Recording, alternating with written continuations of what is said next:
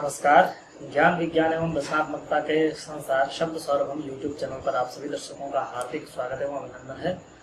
प्रस्तुत है असंधि प्रकरण का अग्रिम भाग। तो कल की कक्षा में आपने पररूप संधि के विषय में पढ़ा। तो पररूप संधि तक पढ़ने के अनंतर वर्तमान में हम कह सकते हैं कि असंधि प्रकरण के अंतर्गत सर्वप्रथम हमने ऋण संधि को पढ़ा, फिर अयादि संधि को पढ़ा, फिर गुण संधि को पढ़ा, फिर वृद्धि संधि को पढ़ा और फिर वृद्धि संधि के बाद हमने ऐंगी पररूप संधि को पढ़ा। तो इस तरह से यण, अयादि, गुण, वृद्धि और पररूप 5 संधियों का अध्ययन हमने कर लिया है। ठीक है। तो कल हमने पररूप संधि को जो पढ़ा था एक बार उसका पुनरावर्तन करते हैं। तो हमने पढ़ा एंगी पररूपम। एंगी पररूपम का अर्थ है अवर्णांत उपसर्ग के बाद एंगादि धातु पर में हो तो पूर्व पर अर्थात अवर्णांत उपसर्ग के अ को और एंगादि धातु के ए, इन दोनों को मिलकर के पररूप एक आदेश हो जाता है। पररूप का अर्थ होता है दोनों में स्थित जो पर है बाद का, दोनों को मिलकर के उस जैसा रूप हो जाना है। तो उपसर्ग के अंतिम में अ है और धातु के आदि में ए है, तो अ और ए दोनों को मिलकर के पर में क्या है, ए है, ए जैसा रूप हो जाएगा। तो क्या बन जाएगा, अ और ए को मिलकर के ए और अ और ओ को मिलकर के ओ, ये बन जाना है। ठीक है। उदाहरण दे दिए थे, प्रेजते उपोषति। ठीक है।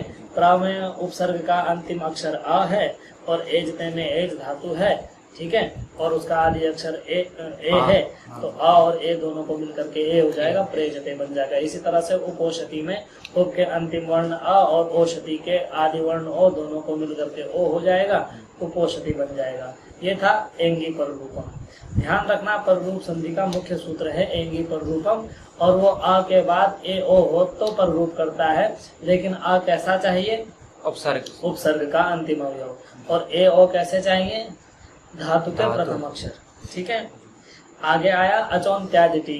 ये बड़ा इंपॉर्टेंट सूत्र है व्याकरण शास्त्र का, परीक्षाओं की दृष्टि से भी। यह सूत्र कहता है कि अचों के मध्य में जो अंतिम अच अर्थात अचों में अंतिम अच वह है आदि जिस हल के या किसी के नहीं है, तो ऐसे हल सहित स्वर की, या जब हल न हो अंतिम में तो केवल उस स्वर की क्या होती है, टी संज्ञा होती है। ठीक है। यह टी संज्ञा सकंद्वादि गण शब्दों के सिद्धि के प्रसंग में की गई थी। तो वार्तिक आया था सकंद्वादिषु पररूपम वाच्यम। सकंद्वादि गण पठे शब्दों में पररूप जानना चाहिए। तो शकंधु में पररूप, और वह पररूप भी किसका होता है, टी का होता है। तो शकंधु, करकंधु, मनीषा, लांगलीशा इत्यादि रूपों की सिद्धि हुई थी। एक बार एक दो शब्दों की सिद्धि देख लेते हैं। शक है अंधु थे अ, शक में और अंधु के अ दोनों में अ है, और आपको नियम बताया है कि एक साथ दो स्वर नहीं ठहरते। तो पक्का है कि यहाँ कोई संधि होने वाली है। तो शक में अ है, अंधु में अ है। अभी तक की पढ़ी हुई संधि के अनुसार कौन सी संधि प्राप्त है, गुण संधि प्राप्त है, क्योंकि अवर्ण के बाद अच हो तो गुण प्राप्त होता है। तो गुण को रोक करके अचो इत्यादि टी से टी संज्ञा होने के कारण, और सकंद्वादि सुपररूपम वाच्यम कहता है सकंद्वादि गणपति शब्दों में टी की का पररूप जानना चाहिए। तो शक के आ की टी संज्ञा हो जाएगी और अंधु का आ है, दोनों को मिलकर के अ हो जाएगा। तो शकंधु बन जाएगा। इस तरह से करकंधु बन जाएगा, कर्क धन अंधु करकंधु।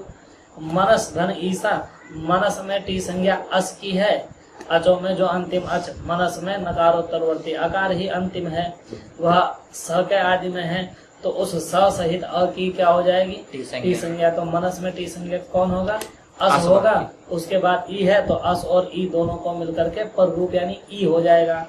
ठीक है। तो क्या बन जाएगा, मनीषा। ठीक है। लांगलीसा भी इसी तरह से बनेगा। ठीक है। तो शकंधु, करकंधु, मनीषा ये बनाए गए, और इसको कहा गया कि ये आकृति गण है। आकृति से जिनकी पहचान हो जाती होती है उनको आकृति गण कहा जाता है। शकंदादिशु गण को क्यों बनाया गया, पररूप दिखाने के लिए, कि इन शब्दों की विशेषता ये होती है कि इनमें पररूप हो जाता है। तो जहां जहां पररूप हो यानी कोई और संधि प्राप्त हो रही हो लेकिन वो ना होकर के पर रूप हो गया हो, तो उस शब्द को भी सकंद्वादि गण का मान लेना है। तो ऐसा शब्द मिला मार्तंड। तो मार्त है, अंड है, यहाँ जो संधि प्राप्त थी वो संधि ना होकर के मार्तंड बना हुआ है। तो मार्तंड तभी बन सकता है जब पर रूप हो। तो हमने पर रूप मान लिया, कब मानेंगे? जब इसको शकंद्वादि गण पठित शब्द मानेंगे। तो आकृति गण होने से मार्तंड शकंद्वादि गण पठित शब्द मान लिया गया और इसमें पर रूप कर दिया गया, तो मार्तंड यह सिद्ध हो गया। ठीक है। उसके बाद अगला सूत्र आया था ओमांगोश। वो कहता है ओमी आंगी चात परे पर रूपम एकादेश। अवर्ण के बाद, यहाँ अवर्ण कैसा हो इस बात का कोई जिक्र नहीं है। तो शुद्ध अवर्ण हो, वह विशेषण से युक्त हो चाहे न हो, उपसर्ग का अंतिम अवयव हो चाहे किसी का भी हो। तो ऐसे अवर्ण के बाद यदि ओम और आंग आते हैं तो आ और ओम और आंग को मिलकर के क्या हो जाता है?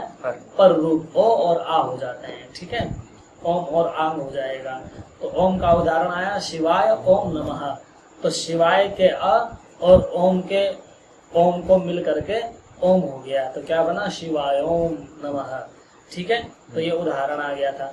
दूसरा उदाहरण था शिवे ही। शिवे ही कैसे बना था, इस प्रसंग को जाना था हमने कि शिव है, आंग है, ई है।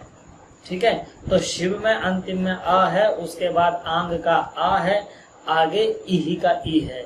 तो शिव के अ और आंग के आ को मिल करके पर रूप की प्राप्ति है, और आंग के आ और ई के ई, इन दोनों को मिलकर के गुण की प्राप्ति है। तो यदि गुण हो जाता है तो एक अलग स्थिति होगी, और यदि पहले पर रूप हो जाता है तो शिव क्या हो जाएगा? शिवा ई, तो दूसरी स्थिति हो जाएगी। तो भले ही दोनों स्थितियों में शिवे ही बन जाएगा, लेकिन होता क्या है पहले, यह शास्त्रीय तौर पे हमें पता नहीं चल पाएगा। तो क्या होता है शास्त्रीय तौर पे, क्योंकि यहाँ तो शिवे ही सिद्ध हो सकता है, कहीं हो सकता है कि इष्ट रूप सिद्ध न हो रहा हो, इसलिए शास्त्र प्रक्रिया को जानना आवश्यक है। तो ऐसे स्थिति में कौन सा सूत्र पहले कार्य करेगा, तो हमने इसके व्याकरण में अनेक नियम देखे हैं। पहला नियम है विप्रतिषेधे परम कार्यम। जहाँ तुल्य बल विरोध हो वहां जो सूत्र पर होता है वह लग जाता है, और पर की अपेक्षा नित्य सूत्र बलवान होता है। वार्तिक क्या बताया था आपको? पर नित्यांतरंगापवादानाम उत्तरोत्तरम बलीयः। ये सब आपको इससे पहले वाले वीडियो में लिखित तौर पर मिल जाएगा। कल की जो वीडियो है उसको देख लीजिएगा। पुनरावृत्ति, ये पुनरावृत्ति है इसलिए लिख करके नहीं बताया जा रहा है। तो शिव है, आ है, ई है। तो शिव में आ और ई को पहले ओमांगोष्य की प्राप्ति है, और आ और ई को गुण की प्राप्ति है। तो आपको बताया कि पर सूत्र बलवान होता है, तो दोनों में देखा कि ओमांगोष्य और अकह सवर्णे दीर्घ में कौन पर सूत्र है? पर सूत्र तो ये हो, तो ओमांगोष्य 6-1-95 का सूत्र है, और अकह सवर्णे दीर्घ 6-1-87 का सूत्र है। आध गुणा हो जाता 6-1-87 का। आध गुणा 6-1-87, क्षमा करना, मुँह से अकह सवर्णे दीर्घ निकल गया। आद गुण 6-1-87 का सूत्र है, और ओमांगोष्य 6-1-95 का। तो विप्रतिषेधे परम कार्यम, इस सूत्र के हिसाब से ओमांगोष्य बलवान हो जाएगा। लेकिन आपको बताया है कि पर नित्यांतरंगापवादानाम उत्तरोत्तरम बलीयः एक वार्तिक है जो कहता है पर से बलवान कौन होता है? नित्य। नित्य से बलवान कौन हो जाता है? अंतरंग। अंतरंग से बलवान कौन हो जाता है? अपवाद। तो पर पूर्व और पर की दृष्टि में पर बलवान होता है, और पूर्व पर और नित्य की दृष्टि में नित्य बलवान हो जाता है। पूर्व तो वैसे ही कमजोर है, और पर होने के एक पर सूत्र और एक नित्य सूत्र हो, तो भले ही सूत्र पर में रहे, लेकिन अगर नित्य सूत्र उसके अपेक्षा आ गया तो नित्य सूत्र से पूर्व पर सूत्र हार जाता है। और पर और नित्य सूत्र में बलवान कौन हो जाता है? अंतरंग। और पर नित्य अंतरंग से भी बलवान होता है अपवाद। वह अपवाद चाहे पर सूत्र में हो, पूर्व सूत्र में ही क्यों नहीं बैठा हुआ हो। ठीक है, तो इस तरह से पर नित्यांतरंगापवादानाम उत्तरोत्तरम बलीयः की सहायता से हमने यहाँ अंतरंग और बहिरंग देखा। तो एक वार्तिक है धातुपसर्गयोः कार्यम अंतरंगम अन्यद बहिरंगम। धातु और उपसर्ग के बीच होने वाला कार्य अंतरंग कहलाता है और अन्य बहिरंग कहलाते हैं। तो यहाँ पे धातु और उपसर्ग संबंधी कार्य है गुण कार्य, क्योंकि आ है उपसर्ग और ई का ई है धातु। तो धातु और उपसर्ग के धातु और उपसर्ग को मिलाकर के गुण कार्य हो रहा है। तो धातु उपसर्ग संबंधी कार्य हुआ गुण कार्य। तो गुण कार्य क्या हो जाएगा? अंतरंग। धातु उपसर्गयो कार्य अंतरंगम। और इसकी अपेक्षा जो दूसरा कार्य है पर रूप कार्य, शिव के अ और ओ के ओ को मिलकर के वो कैसा कार्य हो जाएगा इसकी दृष्टि में? बहिरंग हो जाएगा। तो बहिरंग और अंतरंग में कौन बलवान हो जाएगा? अंतरंग। और पर के भले पूर्व पर की दृष्टि से ओमांगोश बलवान हो रहा था, लेकिन ओमांगोश अंतरंग होने, धातु उपसर्ग के संबंध में गुण कार्य होने के कारण आद गुणा से हार जाएगा, क्योंकि आद गुणा तब क्या बन जाएगा? अंतरंग बन जाएगा। और पर सूत्र से बलवान होता है अंतरंग, तो फिर जीत जाएगा कौन? आद गुणा। तो आद गुणा जब जीत जाएगा तो गुण हो जाएगा। तो आ और ई को मिलकर के ए बन जाएगा। जब ए बन गया तो हम यहाँ भी ओमांगोश लगा देंगे। कैसे लगाएंगे? तो इसके लिए हमने पहले क्या किया? अंतादिवत भाव किया। तो आदिवत भाव करेंगे यहाँ, अंतवत भाव। तो कहते हैं अंतादिवत से क्या कहता है? यो अयम एक आदेश स पूर्वस्य अंतवत परस्य आदिवत। जो एक रूप एक आदेश होता है उसमें यदि पहले की दृष्टि से विचार किया जाता है तो पहले का अंतिम अवयव माना जाता है। यदि बाद वाले की दृष्टि से विचार किया जाता है तो उसका जो आदि अवयव वह उसकी सत्ता मानी जाती है। तो यहाँ पे ए में हमने आ की पूर्व में जो आ था उसका अवयव ढूंढना है। तो ए हमें क्या दिखेगा? आ दिखेगा। तो ए में आ की सत्ता मान ली गई। तो जब ए में आ है तो ओमांगोश सूत्र लग जाएगा। तो शिव के अ और ए के एक दोनों को मिलकर के पर रूप यानी ए हो जाएगा। तो क्या बन जाएगा? शिवे ही। इस तरह से शिवे ही रूप सिद्ध होता है। ठीक है, तो यहाँ तक का प्रसंग हो गया था कल समाप्त। इस तरह पर रूप संधि के दो सूत्र निकले थे, एंगी पर रूपम और ओमांगोश। एंगी पर रूपम अवर्णाम तो उपसर्ग के बाद एंगादि धातु हो दो पर रूप करता है, और ओमांगोश अ के बाद ओ और ओम और आम हो तो पर रूप एक आदेश करता है। ठीक है, उदाहरण आपको प्रेजते उपोषति और शिवायम नमः शिवे ही दे दिए गए थे। इसके अतिरिक्त एक वार्तिक था शकंद्वादिशु पर रूपम वाच्यम। वो कहता है कि शकंद्वादि गणपति शब्दों में पर रूप जानना चाहिए। तो कुछ शब्द ऐसे हों जहाँ और संधि प्राप्त हो रही हो लेकिन वहाँ पर रूप जैसा कुछ हुआ हो तो उसको शकंद्वादि गणपति मान करके पर रूप वाला शब्द जान लेना चाहिए। ठीक है, ये हो गया कल तक का अध्ययन। अब आगे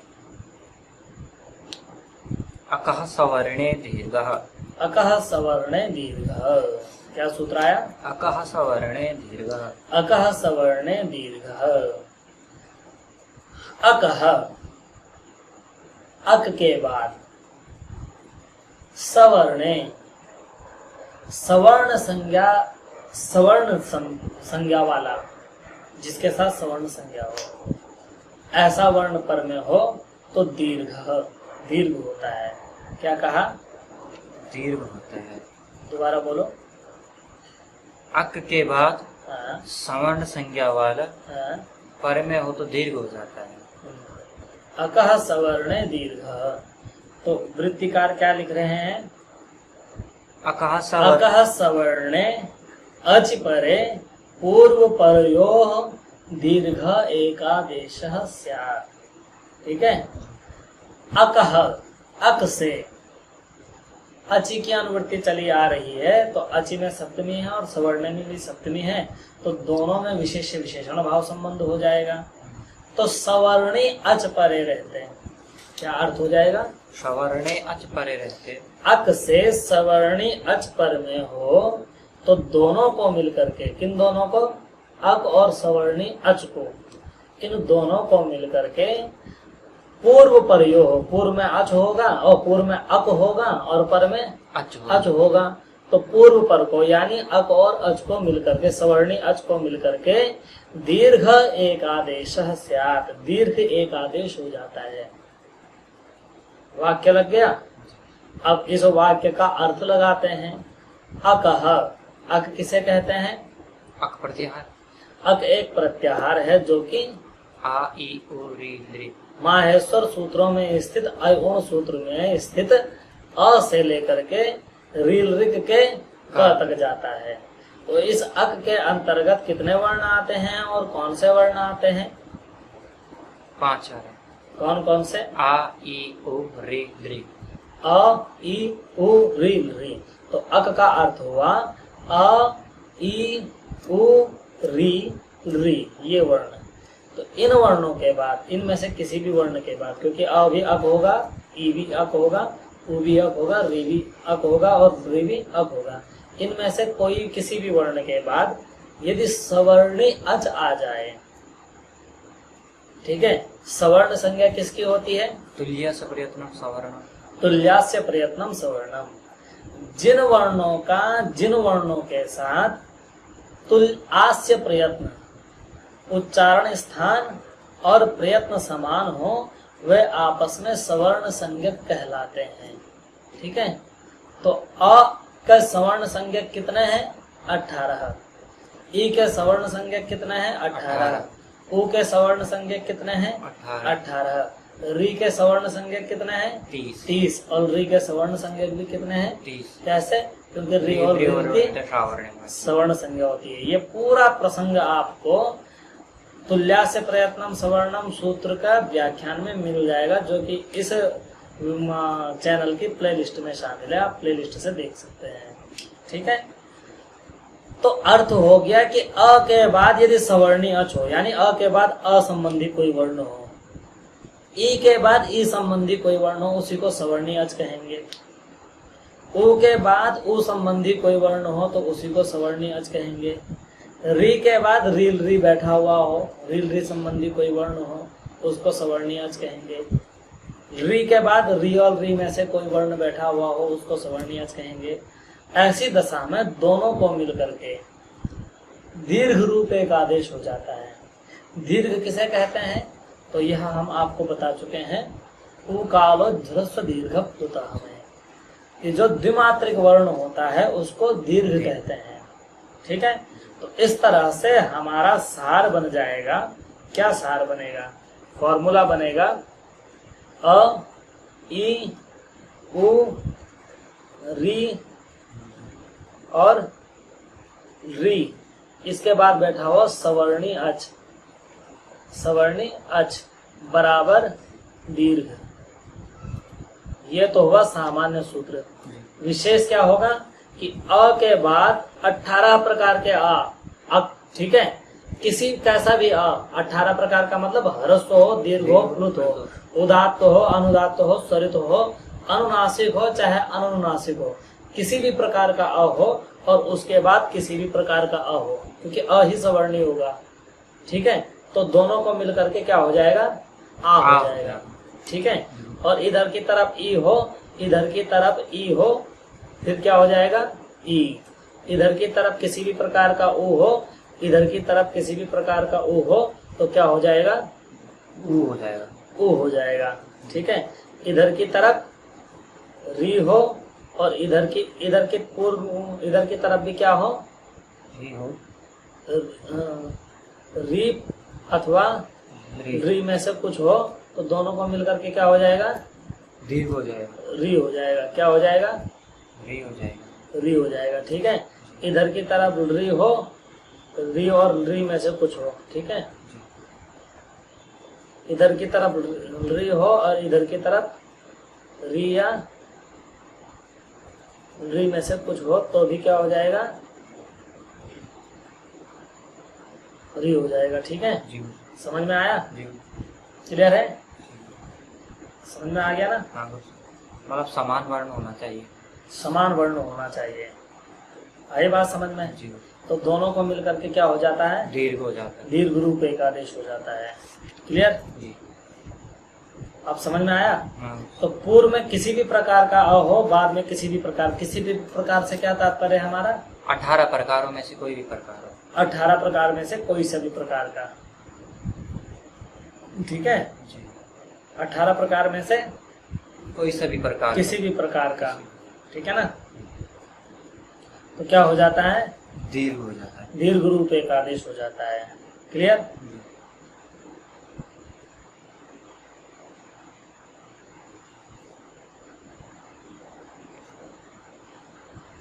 तो हाँ, और इधर की तरफ किसी भी प्रकार का ही ह्रस्व हो, दीर्घ हो, प्लुत हो, किसी भी प्रकार का हो, और उसके बाद भी ह्रस्व दीर्घ प्लुत कोई सा भी इकार हो, तो दोनों ई को मिलकर के दीर्घ ई हो जाएगा, यानी ई ऐसा बन जाएगा। पूर्व में ऊ बैठा हुआ हो, चाहे वह ऊ कैसा भी हो, ह्रस्व हो, दीर्घ हो, प्लुत हो, कैसा भी हो, उसके बाद ह्रस्व दीर्घ प्लुत में से कैसा भी ऊ आ जाए, तो ऊ और ऊ को मिलकर के क्या हो जाएगा, दीर्घ हो जाएगा। दीर्घ हो जाएगा, ठीक है। इसी प्रकार से पूर्व में रील री में से कोई वर्ण बैठा हो, किसी भी तरह का बैठा हो, ह्रस्व री हो, दीर्घ री हो, चाहे प्लुत री हो, और बाद में भी रील री में से कैसा भी वर्ण बैठा हो, तो दोनों को मिलकर के क्या हो जाएगा, री ऐसा हो जाएगा, ठीक है। ये सूत्र का भावार्थ परक अर्थ हुआ, ठीक है। आगे अब इनके उदाहरण देखें। उदाहरण क्या आ रहा है, दैत्यारी, दैत्यारी, श्रीशः, विष्णुदयः, होत्रीकारः। तो अ प्लस अ के दीर्घ होने का उदाहरण है दैत्यारी, ई प्लस ई के दीर्घ होने का उदाहरण है श्रीशः, उ धन उ का दीर्घ होने का उदाहरण है विष्णुदयः, री धन री का दीर्घ होने का उदाहरण है होत्रीकारः, ठीक है। समझ में आ गया। तो अब इन उदाहरणों पे चलते हैं कि दीर्घ कैसे होगा, ठीक है।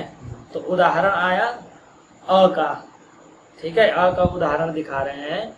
तो दैत्य धन अरि ऐसा है, वर्ण विच्छेद किया हमने, द ए त य अ प्लस अ र ई, ये है कि नहीं, ये उदाहरण है।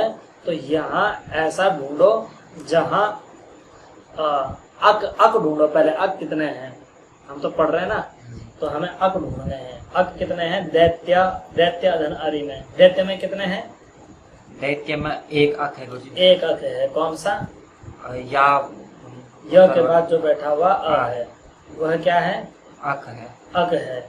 और अरि में कितने अक हैं, दो अक हैं, दो अक हैं। कौन कौन से, आ और रा में, अरि का आ और र के में स्थित ई। लेकिन हमें कैसा अक चाहिए, जिसके तुरंत बाद सवर्णी अच हो। तो आ का सवर्णी कौन होगा, अ ही होगा। तो ऐसा आ में ढूंढो जिसके तुरंत बाद अ हो। तो दैत्य में स्थित अ और अरि का आ, ये दोनों के दोनों एक अक हो गया और एक सवर्णी अच हो गया। तो दोनों को मिल करके क्या हो जाएगा, दीर्घ। तो अ प्लस आ का दीर्घ क्या होगा, बड़ा आ हो जाएगा। क्या हो, बड़ा आ कौन होता है, द्विमात्रिक वाला। ये छोटे से कितना बड़ा होता है, उसका क्या हो जाएगा, दोनों को आ, वर्ण विच्छेद कर देंगे, वर्ण सम्मेलन कर देंगे, क्या बन जाएगा, दैत्यारी।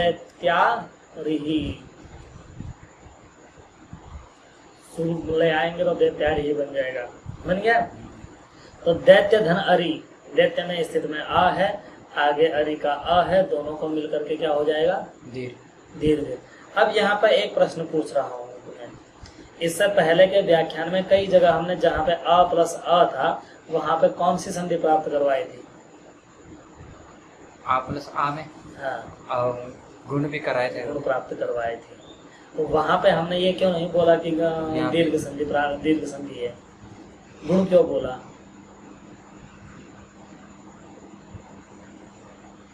चाहता तो मैं वहां यहाँ ये भी बोल सकता था वहां पे कि दीर्घ संधि प्राप्त है, लेकिन मैंने दीर्घ नहीं बोला, गुण का ही उल्लेख किया है। ऐसा क्यों, क्योंकि गुरुजी ये सूत्र है 6-1-101 का, और आध गुणा हमारा 6-1-87 का, इसलिए।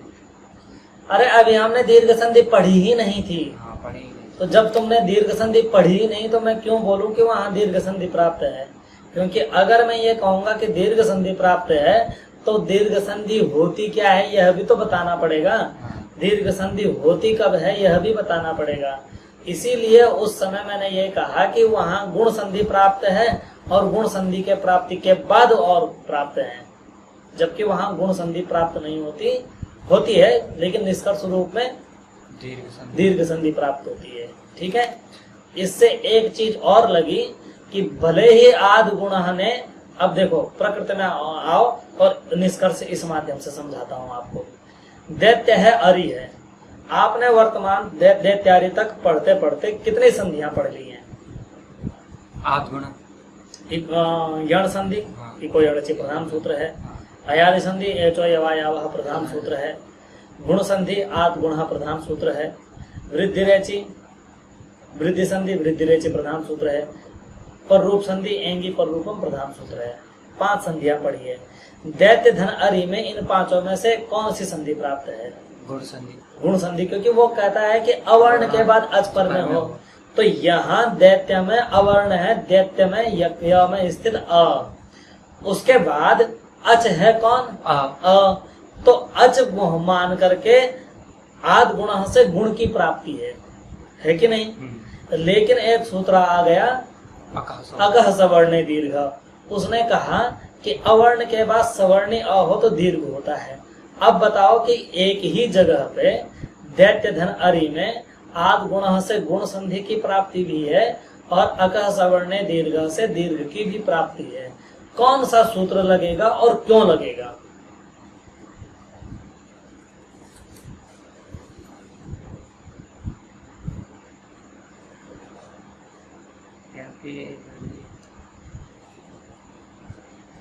विचार करो। इससे पहले बहुत बता रखा है तुम्हें, ऐसा नहीं है कि बता नहीं रखा है। जो बता रखा है, ये लड़ाई हमने पहले भी करवा रखी है सूत्रों की। हम तो वैसे भी गढ़वाली लोग हैं, बच्चे लड़ाने की आदत है गढ़वालियों को। यहाँ हमने सूत्र लड़वा दिए।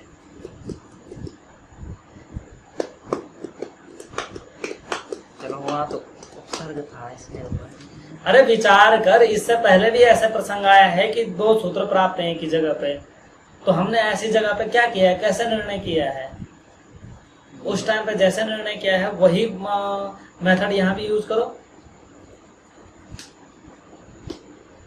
पूर्व वाले सूत्र से बलवान पर वाला सूत्र होता है। नहीं चल रही तेरी बुद्धि। अरे इससे पहले भी वृद्धि रेचि में भी तो आद गुण आया है, वहां पे हमने क्या नियम यूज किया? अपवाद। कैसे? अब एक ही जगह पे जब 2 संधियां प्राप्त है तो विचार कैसे करोगे कि कौन सा सूत्र लगेगा? आद गुण क्या कहते हैं, कृष्ण धन एकत्व में भी प्राप्त था, तो एक जगह कृष्ण था एक जगह एकत्व था, तो अवर्ण के बाद अच मिल गया था, तो आद गुण की प्राप्ति थी। और वृद्धि रेचि की प्राप्ति है क्योंकि अवर्ण के बाद एच मिल रखा है, तो वहां दोनों में से निर्णय हुआ था कि वृद्धि रेचि लगेगी। यहाँ भी ऐसी स्थिति है, अवर्ण के बाद दैत्य में स्थित अ है वह अ हुआ, उसके बाद अरि का अ है वह अच हुआ, तो अच को अवर्ण के बाद अच ऐसा मान करके आद गुण प्राप्त है, और अवर्ण के बाद सवर्णी अच मान करके आद गुण की अकह सवर्ण दीर्घ की प्राप्ति है। दोनों में से कौन सूत्र लगेगा, क्यों लगेगा, यह विचार करो।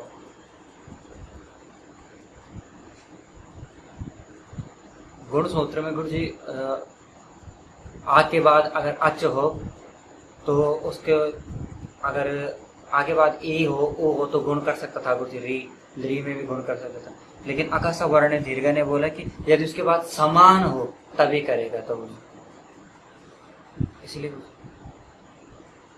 ध्यान दो कि अगर दैत्य धन अरि में आद गुण लग जाए तो अकह सवर्णे दीर्घ अ के बाद सवर्णे अच के रहते दीर्घ कब करेगा?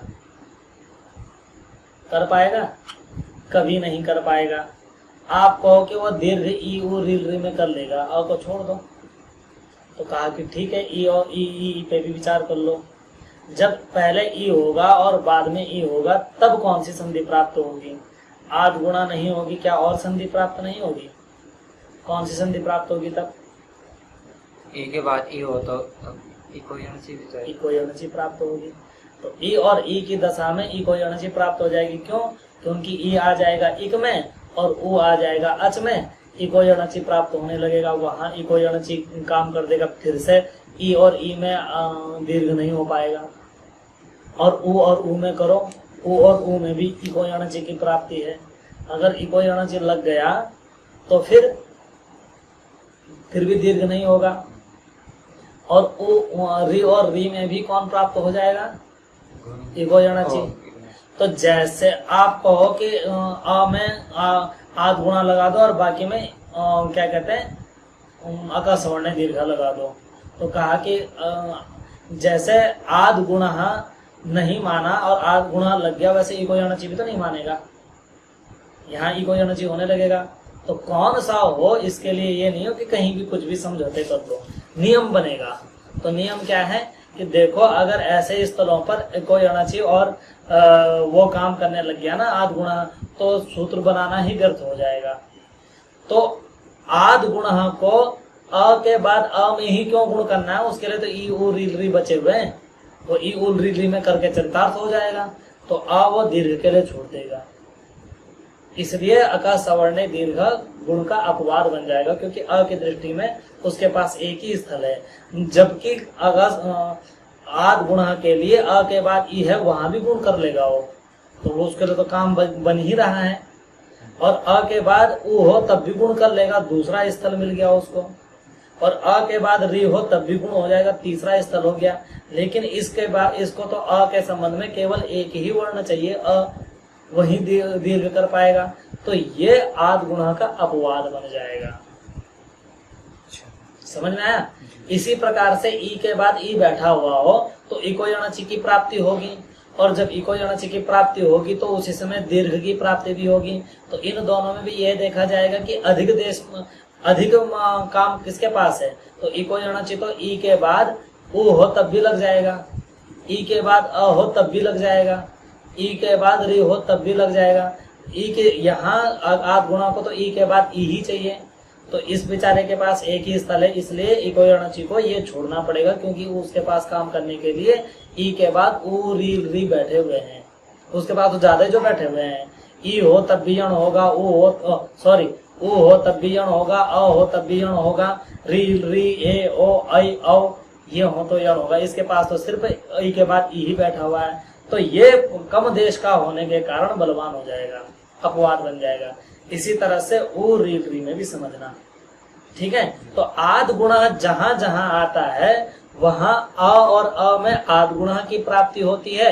तो आध गुणा के प्रति अपवाद बन करके क्या होता है? पहले दीर्घ होता है। और ई उ री के संबंध में इको एनर्जी की प्राप्ति होती है और इको एनर्जी का अपवाद बन करके दीर्घ ही होता है, ठीक है।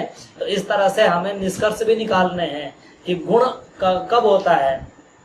भले ही आध गुणा ने कहा है कि अवर्ण के बाद अच पर में हो तो गुण रूप एक आदेश होता है, लेकिन सारे सूत्र पढ़ने के बाद हमें ये लगा कि अ के बाद अ हो तो गुण नहीं होता, अ के बाद ए ओ ऐ ओ हो तो गुण नहीं होता। तो बचा कौन? क्या? ई उ री। तो अ के बाद ई उ री हो तभी गुण होता है। तो निष्कर्ष के रूप में कब कौन सी संधि होती है, यह जानने के लिए हमने स्वर संधि के सारे भाग बनाए हुए हैं। वो आप हमारी YouTube की संधि नाम की प्लेलिस्ट में देख सकते हैं। उसमें निष्कर्ष रूप में बता रखे हैं कि गुण संधि कब होगी। अब देखो, सूत्र ने तो अपनी बात कह दी ना पूरी की पूरी। तो व्याकरण अगर आप पढ़ेंगे तो वहां तो आपको पूरी बात मनोवैज्ञानिक और व्यवहारिक रूप में समझनी पड़ेगी, क्योंकि व्याकरण बनाने के लिए पाणिनि जी ने कितना प्रयास किया है। अपवाद सूत्र बनाए हैं, नियम सूत्र बनाए हैं, बाध्य बाधक भाव संबंध बनाया है। तो अगर सीधे सीधे निष्कर्ष बनाने होते तो 4000 सूत्रों में काम नहीं चल पाता, कई सूत्र बनाने पड़ते। तो जो बच्चा 4 सूत्र पढ़ने के लिए तैयार नहीं है वो 8000 सूत्र पढ़ लेता है, वो देख के घबरा, अरे इतना बड़ा ग्रंथ पढ़ना है। इसलिए पाणिनि जी ने उपाय निकाले कि बुद्धि का परिष्कार भी हो जाए और बच्चे को लगे कि कम पढ़ना है तो कम की दृष्टि से वो पढ़ भी ले। तो जब आदमी को काम कठिन लगता है ना, तो वो लगने से ही काम में हाथ नहीं डालता। वहीं उसको ऐसा भ्रमित कर दो कि कठिन नहीं है, तो वो कठिन से कठिन काम में घुस जाएगा और कर डालेगा। क्योंकि काम तो करने से होते हैं, सोचने विचारने से नहीं होते। आप सोचते रहिए, सोचने से काम आसान नहीं बनेंगे, काम आसान बनेंगे करने से। तो जब आदमी को सरलता पर दिखा दिया कि सिर्फ 4,000 सूत्र पढ़ने हैं, तो बच्चा घुसेगा और जान लेगा। और जब करना शुरू करेगा तो जितनी कठिनाइयां लगेंगी वो कठिनाइयां भी दूर होती रहेंगी, क्योंकि आपने करना शुरू कर दिया। करने से क्या होते हैं, अंदर योग्यता अर्जित होती है। तो जब व्यक्ति के अंदर योग्यताएं आ जाती हैं तो कठिनाइयों का सामना तो वो स्वयं कर लेता है। ठीक है, तो ये समझ में आ गया। इस तरह से बाध्य बाधक भाव संबंध बनेगा। ठीक है ना। तो दैत्य धन अरि में क्या बन जाएगा, दैत्यारि ही। इसी तरह से ई के उदाहरण दे रहे हैं। क्या उदाहरण है, श्रेयसः, श्री, धन, ईश। ठीक है, वर्ण विच्छेद किया, क्या बना, श र ई प्लस ई प्लस श प्लस अ।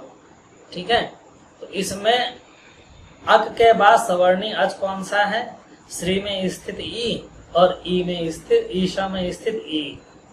पूर्व में स्थित ई है वह अक है, उसका सवर्णी अच है ई। तो दोनों को मिलकर के क्या हो जाएगा, बड़ा ई हो जाएगा। ठीक है ना। तो क्या बन जाएगा हमारा, दोनों को मिलकर के क्या हो जाएगा, बड़ी ई हो जाएगा। तो क्या वर्ण सम्मेलन कर तो क्या बन जाएगा, श्रीशः बन गया। तो ई के बाद ई हो तो कैसे ई होना है ये हमने बता दिया। अब ऊ का उदाहरण देखते हैं, क्या है, विष्णुदय, विष्णु प्लस उदय। ठीक है, वर्ण विच्छेद किया। वर्ण विच्छेद करने के बाद क्या मिला हमें, व ई श न उ प्लस उ द अ य अ। ठीक है, यहाँ पे उ के बाद उ मिल गया हमें, उ वाला उदाहरण। उ अक में आता है, उसका सवर्णी अच कौन सा है, उदय का उ। तो इन दोनों को मिलकर के क्या हो जाएगा, बड़ा उ हो जाएगा। ठीक है, क्या बनेगा, विष्णुदय। और जोड़ दीजिए, क्या बन जाएगा, विष्णुदय, विष्णुदय बन गया। री और री का उदाहरण दे रहे हैं। क्या उदाहरण है, होत्री धन ऋकार, होत्री धन ऋकार। होत्री का ऋकार, होता यज्ञ करने वाला होता है ना, उसने उच्चारण किया री, तो होत्री का री उच्चारण ये कहना चाहते हैं। ठीक है, तो होत्री में अंतिम में क्या है, री। वर्ण विच्छेद किया तो होत्री में अंतिम में क्या निकला, री। उसके बाद ऋकार का री है। ठीक है, री क आ र अ। तो अक कौन है, ऐसा अक जिसके बाद सवर्णी अच हो, होत्री का री। तो क्या होत्री के री और ऋकार के री को दोनों को मिलकर के क्या हो जाएगा, दीर्घ हो जाएगा। क्या हो जाएगा, दीर्घ हो जाएगी।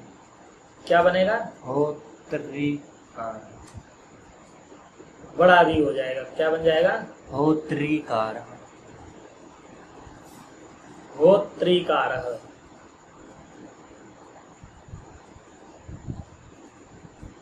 बन गया। तो ये उदाहरण हो जाएंगे। री को आपको कई बार व्याख्यान कर दिया है, तो री एक दो जगह ही पाया जाता है, इसलिए री का उदाहरण नहीं दिया है। ठीक है, और अन्य अभ्यास करने हैं तो उदाहरण यदि चाहिए हो तो संधि के पूरे वीडियो बने हुए हैं, उसके लास्ट में बहुत सारे उदाहरण दिए गए हैं। ये उदाहरण तो 4 ही हैं। ऐसे उदाहरण भी हो सकते हैं कि पहले की तरफ दीर्घ आ हो और दूसरी तरफ ह्रस्व आ हो, तब भी दीर्घ आ ही होना है। पहले की तरफ प्लुत आ हो और बाद की तरफ ह्रस्व दीर्घ प्लुत में से कोई सा भी आ हो, तब भी आ होना है। तो इस तरह से अलग अलग स्थितियों में आ ही होना है, ई ही होना है, ऊ ही होना है, री ही होना है। इसके अलग अलग उदाहरण जानने हो तो उस वीडियो को अवश्य देख लेना और अभ्यास कर लेना। जितना ज्यादा अभ्यास करोगे संधियां उतनी स्पष्ट होंगी, वरना आचार्य तक निकल जाओगे, बार बार किताबों की तरफ झांकना पड़ेगा। तो अभी अवसर है, अभ्यास कर लो। जितना अभ्यस्त हो जाओगे उतने इन संधियों के विषय में कौन संधि, किस संधि की अपवाद है, क्यों अपवाद है, ये सारा ज्ञान ले लोगे। वरना इंटरव्यू में यही प्रश्न पूछे जाते हैं। अरे इतने बच्चों में से छटनी कैसे करेंगे? छटनी तभी तो करेंगे जिस बच्चे को विशेष ज्ञान होगा, और विशेष ज्ञान इसी माध्यम से पता चलता है। अब तुम ऐसी कर दो, संधि पढ़ लो ऐसी कि हमने तो पढ़ ली, पढ़ना अलग है और जीवन में उतारना अलग है। जो जानते हो वो यदि आपके जीवन में भी है, आप उस हिसाब से आचार विचार व्यवहार करते हैं, तभी ज्ञानवान माने जाओगे, अन्यथा ज्ञानवान नहीं माने जाओगे। इंफॉर्मेशन होना, जानकारी का होना, और जानकारी को प्रयोग करना, प्रयोग वही व्यक्ति कर पाएगा जो अपने जीवन में धारण करेगा। तो इसको अपने में घोल लो, ठीक है। तो ये हो गया आपका दीर्घ संधि का उदाहरण, ठीक है। तो बन गया आपके दैत्यारी शीशा विष्णुदया होत्रिकारा, बन गए। अब आगे, तो आज यहीं पर विराम करते हैं। आज हो गई आपकी दीर्घ संधि, ठीक है। तो 10:30 का समय हो चुका है, कक्षा यहीं विराम करते हैं। हमें अनुमति दें। नमस्कार। और फेसबुक के दर्शकों का भी बहुत बहुत आभार। आपका प्यार, आपका सहयोग लाइक शेयर कमेंट के माध्यम से हमें प्राप्त होता रहता है, इसके लिए हम बहुत बहुत आभारी हैं। आज संख्या कम है, किसी दिन ज़्यादा होगी, ये समय का खेल है, सब चलता रहता है। धीरे धीरे रे मना, धीरे सब कुछ होए, माली सींचे 100 घड़ा, ऋतु आए फल होए। हम कितना भी प्रयास कर लें, हम पहले ही सम्मान पा जाएं, ऐसा नहीं हो सकता। कैसे? धीरे धीरे रे मना, धीरे सब कुछ है। आप बस प्रयास करते जाइए। जिस दिन आपके प्रयास फल की प्राप्ति के बराबर हो जाएंगे, उस दिन आपको फल मिलेगा। सारे प्रयास फल की प्राप्ति में समर्थ हो ऐसा नहीं है, सामर्थ्य समूह बनाता है। जिस दिन इस फल को प्राप्त करने, हर वस्तु का कोई मूल्य होता है। आप जोड़ते रहेंगे, जब इसके मूल्य के बराबर पर आ जाएंगे तब इस वस्तु को पा लेंगे। तो अपने परिश्रम से प्राप्य के मूल्य के बराबर परिश्रम कर लीजिए, वो धीरे धीरे ही हो पाएगा। यही कहते हैं, धीरे धीरे रे मना, धीरे सब कुछ होए, माली सींचे 100 घड़ा। वो कितना भी जल सींचे, फल तभी होगा जब ऋतु आए फल होए। ऋतु आने पे ही फल होगा। तो पानी ऋतु आने तक लगातार वृक्ष को देना चाहिए। अगर आप वृक्ष को पानी नहीं देंगे तो ऋतु आने पर भी फल की प्राप्ति नहीं होगी। इसलिए यदि आप अच्छा प्राप्त करना चाहते हैं तो लगातार प्रयासरत रहिए। आज कम है, किसी दिन ज्यादा होंगे, और जिस दिन ज्यादा होंगे उस दिन दुनिया आपकी होगी, ठीक है। तो प्रयासरत रहना चाहिए। प्रयासरत मनुष्य को ही सफलता की आशा करनी चाहिए। जो सब प्रयासरत नहीं रहते, ऐसे मनुष्यों को सफलता की आशा नहीं करनी चाहिए। तकिया लेना चाहिए, सर रखना चाहिए, कंबल लेकर के सो जाना चाहिए, ऊपर पंखा पहले चला देना चाहिए तकिया रखने से पहले, ठीक है। तो आज की कक्षा हम यही विराम करते हैं। नमस्कार, शुभ रात्रि।